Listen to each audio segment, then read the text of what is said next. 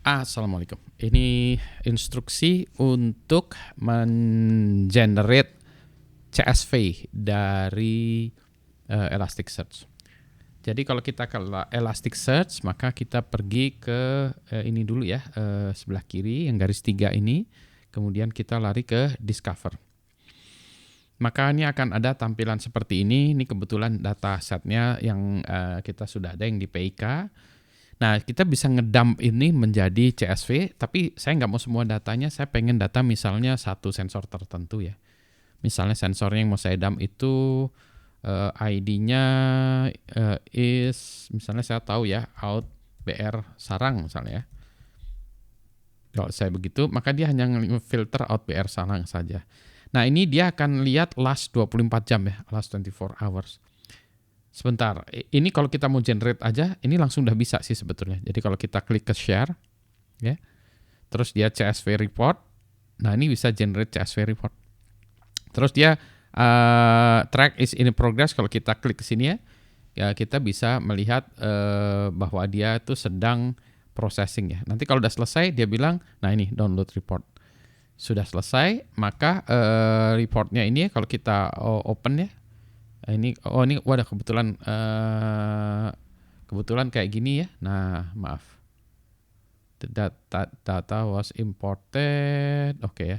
Nah, jadi kayak gini datanya. Ada timestamp, ID, keyword, index segala macam ya, humidity, temperatur dan seterusnya ya. Ini bisa kita lihat. Ini ada 24 jam ya. Sorry, tadi 24 jam. Kalau kita lihat ini jam 2 siang, jam 2.16 ya, jam 12.16 tanggal 15 Oktober sampai sebelumnya ini 24 jam ya. Jadi harusnya sampai banyak nih ya. Tuh, banyak sekali nih sampai, karena datanya banyak ya sampai tuh. Ya jam 2 siang juga ya, jam 2 siang tahun kemarin ya 14 gitu. Jadi datanya seperti itu ya. Nah, ini kebetulan datanya adalah data yang bisa ini. Kita juga bisa filter ya, misalnya datanya hanya kita mau temperatur saja ya misalnya. Coba ya.